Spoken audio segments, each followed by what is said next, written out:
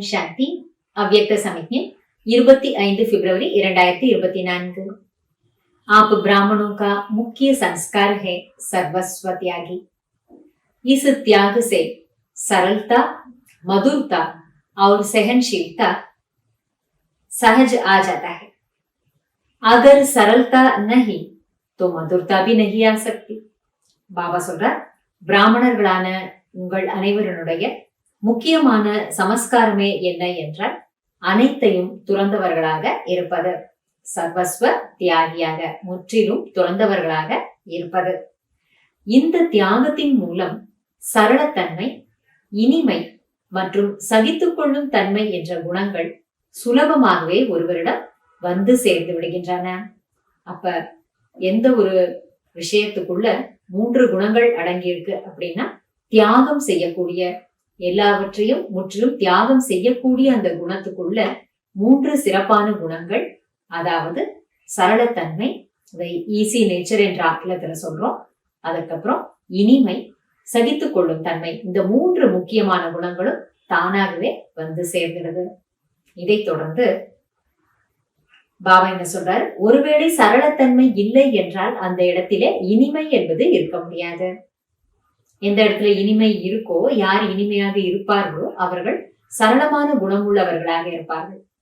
சரளமான குணம் இல்லை என்றால் அங்கே இனிமையும் இருக்காது. பாபா என்ன சொல்றாரு, एक दो में स्नेही बनना है तो पहले देह सहित सर्वस्व त्यागी बनो। ஒருவருக்கொருவர் அன்புள்ளவர்களாக ஆக வேண்டும் என்றால் முதலில் இந்த உடல் உட்பட அனைத்தையுமே நீங்கள் துறந்து விடுங்கள், தியாகியாக ஆகிவிடுங்கள். नॉलेजफुल के साथ सरल और मधुर स्वभाव हो, इसे ही कहते हैं बुजुर्ग का बुजुर्ग, बचपन का बचपन। ஞானம் நிறைந்தவர்களாக இருப்பதுடன் கூடவே சரளத்தன்மை மற்றும் இனிமையான சுபாவம் உள்ளவர்களாகவும் நீங்கள் இருங்கள். இதைத்தான் வயதானவருக்கு வயதானவராக, அதாவது இதைத்தான் முதியவருக்கு முதியவராக மற்றும் குழந்தைகளுக்கு குழந்தைகளாக இருப்பது என்று சொல்லப்படுகிறது. பாபா என்ன சொல்றாருன்னா, நாலேஜ்ஃபுல்லா நாம இருக்கோம். பாபா கொடுத்திருக்கக்கூடிய அந்த சத்தியமான ஞானத்தை நமக்குள்ள நாம நிரப்பி வச்சிருக்கோம். ஆனா அது வெறும் ஏட்டு சுரக்காயாக இல்லாம அந்த ஞானத்தினுடைய சாரமே அன்பும் இனிமையும் நிறைந்த பண்புகள் நிறைந்த வாழ்க்கை தான்.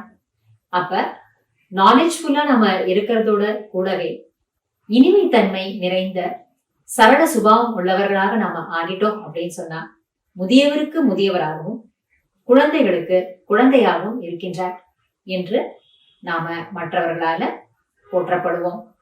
பிரம்மா பாபாவை கதையை நம்ம பார்த்தோம் அப்படின்னு சொன்னா அவருடைய வாழ்க்கை கதையில இதே நாம கேள்விப்படுறோம் இல்லையா? பாபா குழந்தைகளோடு குழந்தையாக பழகினார், வயதானவர்களோடு வயதானவராக இருந்தார், இளைஞர்களோடு இளைஞர் போல விளையாடினார்.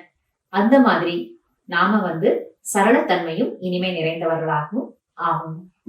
நன்றி பாபா. ஓம் சாந்தி.